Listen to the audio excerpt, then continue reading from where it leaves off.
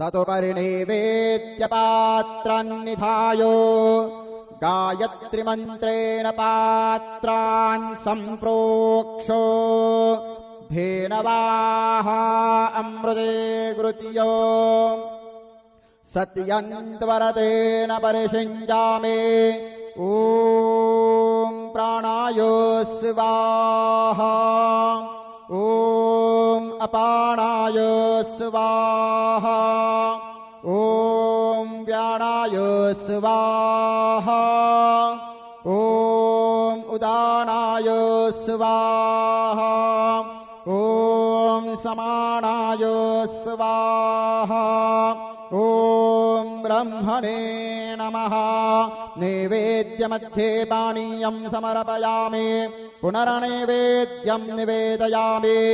ॐ प्राणाय स्वाहा ॐ अपानाय स्वाहा ॐ व्यानाय स्वाहा ॐ उदानाय स्वाहा ॐ समानाय स्वाहा ॐ ब्रह्मणे नमः।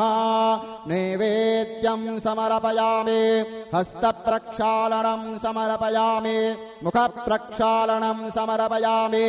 सद्गुरु साईनाथ देवताभ्यो नमः।